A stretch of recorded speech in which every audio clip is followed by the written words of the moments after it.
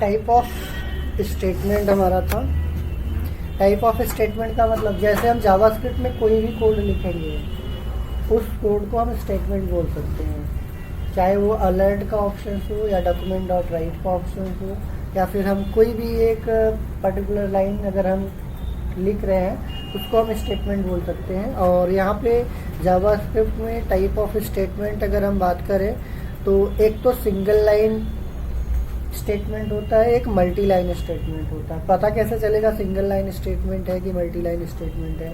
Single line statement में क्या होता है कि आपका सेमी कॉलन से टर्मिनेट होता है, जहाँ पे आपका लाइन टर्मिनेट होगा वो कैसे पता चलेगा? सेमी कॉलन से। और मल्टी लाइन स्टेटमेंट में क्या होता है? कर्ली ब्रेसेस का यूज किया जाता है। ये ओपन कर्ली ब्रेसेस होता है, एक क्लोज कर्ली ब्रेसेस होता है। मल्टी लाइन स्टेटमेंट में क्या होता है कि अगर हमने कर्ली ब्रेसेस नहीं लगाया है तो बाय डिफॉल्ट एक लाइन माना जाता है। बाय डिफॉल्ट एक लाइन माना जाता है। अभी हम लोग देखेंगे कि मल्टी लाइन स्टेटमेंट किसको बोलते हैं और कैसे मल्टी लाइन स्टेटमेंट बनाएंगे। सिंगल लाइन में जैसे हम अलर्ट लिख करके लास्ट में सेमी कॉलन दे दिया तो सिंगल लाइन का हो गया। जैसे कभी हम कंडीशंस लगाते हैं, इफ, एल्स, स्विच, लूप, इस तरीके के अगर हमारे पास स्टेटमेंट्स हैं तो इनको हम मल्टी लाइन स्टेटमेंट बोलते हैं, जहाँ पे कर्ली ब्रेसेस का यूज किया जाता है। अगर हम कर्ली ब्रेसेस नहीं यूज करेंगे तो एक ही लाइन उसका बॉडी पार्ट माना जाता है। तो यहाँ पे इसमें जो बताया गया है यही बताया गया कि कर्ली ब्रेसेस हमारा क्या होता है? मल्टी लाइन स्टेटमेंट का बिगिनिंग बताता है ये ओपन कर्ली ब्रेसेस, और क्लोज कर्ली ब्रेसेस बताता है मल्टी लाइन स्टेटमेंट का एंडिंग कि कहाँ पे हमारा टर्मिनेट हुआ है। तो सिंपल स्टेटमेंट्स में आपको सिंगल लाइन स्टेटमेंट भी आते हैं, मल्टी लाइन स्टेटमेंट भी आते हैं। सिंपल का मतलब ये हो गया जिसमें हम कंडीशंस नहीं लगा सकते, जैसे हम 2 नंबर का एडिशन हो गया, सब्ट्रैक्शन हो गया, मल्टीप्लिकेशन, या फिर एरिया ऑफ रेक्टेंगल निकाल दिया, एरिया ऑफ ट्रायंगल निकाल दिया, सिंपल इंटरेस्ट कैलकुलेट कर दिया, या फिर हमने डिस्टेंस कन्वर्ट करने के लिए हमने किलोमीटर को मीटर में कन्वर्ट कर दिया, मीटर को सेंटीमीटर में कर दिया, या टेम्परेचर कन्वर्ट कर दिया सेंटीग्रेड से फ़ारेनहाइट में, जिसमें कोई कंडीशन ना हो, बस कुछ हमसे इनपुट्स ले और उसके इनपुट्स के बिहाफ पे वो क्या करे, हमारा आउटपुट कैलकुलेट करके दे दे, कोई कंडीशंस पे वर्क ना करे। तो सिंपल स्टेटमेंट्स में हमारे पास सिंगल लाइन भी आ सकते हैं, मल्टी लाइन भी आ सकते हैं। जैसे कोई फंक्शन बनाते हैं तो फंक्शन हमारा मल्टी लाइन हो जाता है जब हम कोई फंक्शन बनाते हैं। जब कोई फंक्शन को कॉल करते हैं तो सिंगल लाइन स्टेटमेंट हो जाता है। तो कंडीशनल स्टेटमेंट्स क्या होते हैं? कंडीशनल स्टेटमेंट्स में वो चीज़ें होती हैं जहाँ पे हम कंडीशंस को यूटिलाइज करते हैं कि अगर इस तरीके की सिचुएशंस है तो ये वाला टास्क परफॉर्म करेगा, अगर वो सिचुएशंस सेटिस्फाई नहीं करती है तो दूसरा टास्क प्रोसेस में लाएगा। जैसे इसमें आपको दिया गया है इफ एल्स स्टेटमेंट्स, ये कंडीशनल स्टेटमेंट के अंदर आएगा। Switch case statement, looping statements, ये सारे क्या है? हमारे कंडीशनल स्टेटमेंट्स। तो इफ एल्स में हमारा क्या होता है कि कोई कंडीशंस लगा करके हम 2 टास्क अगर हमारे पास हैं, कंडीशन ट्रू होने पे एक टास्क करेगा, कंडीशन फॉल्स होने पे दूसरा टास्क इम्प्लीमेंट करेगा। ठीक है, बड़ी जल्दी आया भाई। तो यहाँ पे इसमें से हम लोगों ने इफ एल्स भी देखेंगे, स्विच केस भी देखेंगे, लूपिंग भी देखेंगे। इसमें से हमने कुछ इफ एल्स के भी एक्सरसाइज किया था, स्विच केस के भी किया था, जिनका नहीं होगा फिर उसको मैं डिस्कस कर दूंगा दोबारा। इसमें लूपिंग स्टेटमेंट्स होते हैं, लूपिंग स्टेटमेंट्स भी हम लोग देखेंगे फर्दर आगे। सर लूपिंग का क्या काम होता है? लूप में ये चीज़ें होती है, लूप का मतलब ये होता है गोल गोल घूमना, हाँ, किसी भी टास्क को बार बार रिपीट करवाना होता है तो हम लूप का इस्तेमाल करते हैं। जैसे कि वेटिंग में चलाना, हाँ, या कोई फाइल लोड हो रही है तो वेटिंग चलती दिखे। आप उसमें बहुत सारे सिचुएशंस जनरेट होती हैं। हम लूप का जब हम लोग एक्सरसाइज देखेंगे तो उसमें क्लियर हो जाएगा। बट लूप का मतलब है किसी टास्क को रिपीट करना, बार बार सेम टास्क को रिपीट करवाना। अरिथमेटिक ऑपरेटर्स में क्या है हमारे पास? अरिथमेटिक ऑपरेटर्स हम लोगों ने देखा था लास्ट टाइम पे कि प्लस है, माइनस है, मल्टीप्लाई है, डिवाइड है, इन सब पे हम लोगों ने डिस्कस भी किया था। जिसमें से हमारे पास एक मॉडुलस ऑपरेटर था जो रिमाइंडर निकालने का काम करता था। अगर हम डिवाइड करते हैं तो डिवाइड में हमारे पास एक चीज होता है, अगर हमने सिंगल डिवाइड किया तो 2.5 देगा। अगर हमें इंटीजर डिवाइड करना है, हमें पॉइंट वाली वैल्यू नहीं चाहिए, तो डबल डिवाइड का यूज करेंगे। अगर हमें 2 टाइम्स अगर हम डिवाइड का ऑपरेशंस लगाएंगे तो पॉइंट वाली वैल्यू हट जाएगी। या तो उसको हम क्या करें, इसको इंटीजर में कन्वर्ट करें पार से इंट लगा के या नंबर फंक्शंस का यूज करके। तो यहाँ पे मॉड लगाने का मतलब ये भी है कि हमने देखा था रिमाइंडर निकाल करके देगा, ठीक है। तो डबल डिवाइड के हमारा क्या करेगा, इंटीजर डिवीजन रिटर्न करता है, और सिंगल डिवाइड हमारा फ्लोट डिवीजन रिटर्न करेगा। तो यहाँ पे इसमें हमने इस चीज को एलिब्रेट किया था 2 mod 5 mod 2, तो रिमाइंडर 1 आ जाएगा, कोशेंट हमारा 2 आ जाएगा। असाइनमेंट ऑपरेटर के बारे में भी हम लोगों ने डिस्कशन किया था। असाइनमेंट ऑपरेटर्स में ये था कि किसी भी राइट साइड की वैल्यू को क्या करता है, लेफ्ट हैंड साइड में ट्रांसफर कर देता है। हाँ, रिलेशनल ऑपरेटर का यूज हम लोग कहाँ पे करते हैं, कोई भी कंडीशंस को बनाने के लिए। और ये कंडीशंस कहाँ पे यूज की जाती हैं, कंडीशनल स्टेटमेंट में। ये हमारे रिलेशनल ऑपरेटर्स कहाँ पे यूज किए जाएंगे, कंडीशनल स्टेटमेंट के साथ। अब वो इफ एल्स भी हो सकता है, स्विच केस भी हो सकता है, लूपिंग भी हो सकती है। तो यहाँ पे हम इनको भी जब इफ एल्स की एक्सरसाइज देखेंगे तो वहाँ पे ज्यादा क्लियर होगा, लूप का देखेंगे तो वहाँ पे क्लियरेंस आ जाएगा। अब यहाँ पे एक हमारे पास ये भी दिया गया है, एक ग्रेटर देन का साइन, लेस देन का साइन। तो यहाँ पे कुछ लोग रीड करते हैं, जैसे कुछ लोग ऐसे भी इसको पढ़ेंगे 4 छोटा है 5 से, तो गलत नहीं है, बट पढ़ने का तरीका गलत है। हम लोग हिंदी वाले हैं तो लेफ्ट टू राइट चलते हैं, राइट टू लेफ्ट नहीं चलते हैं। ग्रेटर देन, हाँ, तो आप ऐसे बोल सकते हो 5 इज ग्रेटर देन 4।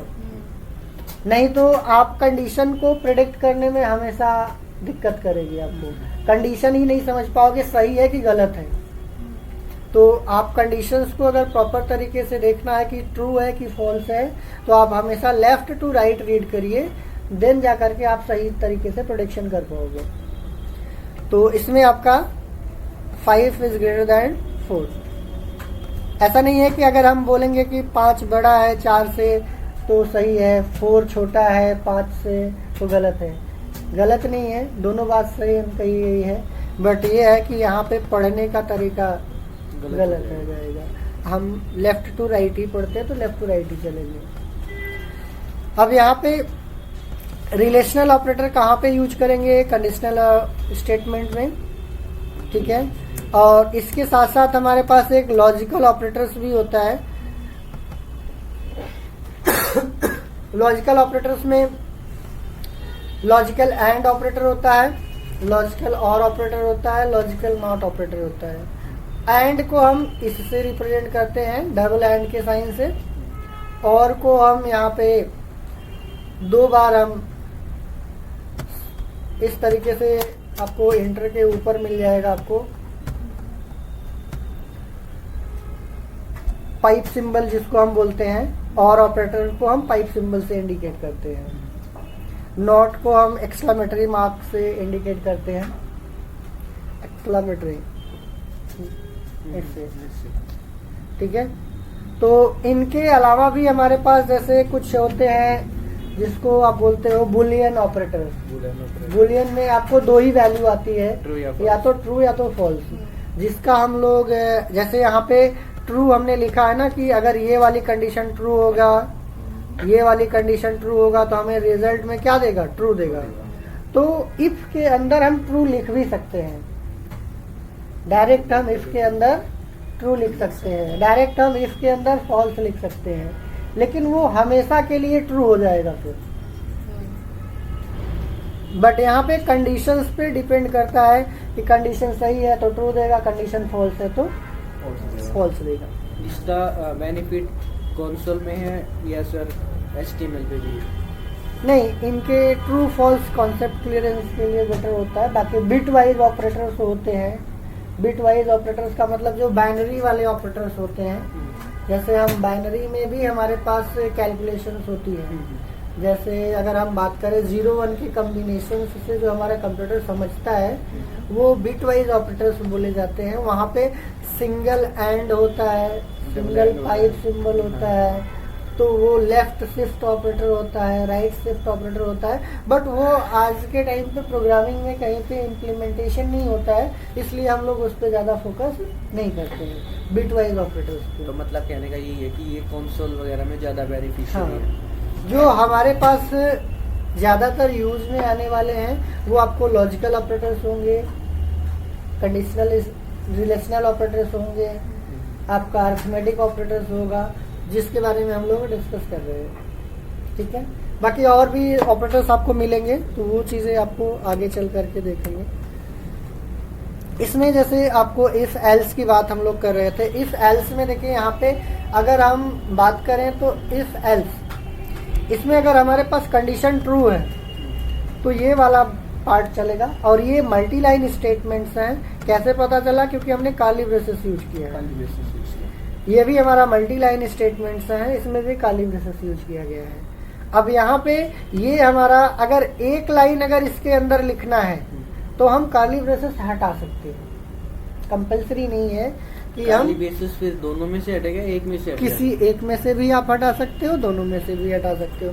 अगर आपको फर्स्ट वाले में एक लाइन है, सेकंड वाले में 3 लाइन है, तो आप पहले में से कर्ली ब्रेसेस हटा दो, दूसरे वाले में से मत हटाओ। तो ये सिंगल लाइन स्टेटमेंट रहेगा, तो फर्स्ट वाला सिंगल लाइन स्टेटमेंट हो जाएगा वाला और ये मल्टी लाइन स्टेटमेंट हो जाएगा। ठीक है सर। ठीक है, अब यहाँ पे एक चीज आपको बोली जाती है कि एल्स पार्ट हमारा ऑप्शनल होता है, आप इसको लिखिए या मत लिखिए, कोई कंपल्सरी नहीं होता है। आप इसको इफ कंडीशन दे करके, यहाँ पे मल्टीपल लाइन है तो आपको कर्ली ब्रेसेस लगाना पड़ेगा, और यहाँ पे एल्स वाले सेक्शंस को आपको लिखना है तो लिखिए, अदरवाइज स्किप कर सकते हैं। कंपल्सरी नहीं होता कि हमने इफ लगाया तो एल्स लगाना ही पड़ेगा, ऐसा कुछ नहीं है। तो अगर जैसे किसी की अभी कोई कोड अगर जब हम पढ़ रहे होंगे और वहाँ पे अगर इफ लिखा होगा और एल्स नहीं लिखा होगा तो मतलब वो वही वाला है। और यहाँ पे जैसे हमने कहा था कि सिंगल लाइन के केस में आपको कर्ली ब्रेसेस लगाना हो तो लगाइए, नहीं तो स्किप कर सकते हैं। तो यहाँ पे एक लाइन है तो हमने कर्ली ब्रेसेस का यूज नहीं किया है। यहाँ पे 2 लाइंस थी इसलिए हमने कर्ली ब्रेसेस लगाना कंपल्सरी हो जाएगा।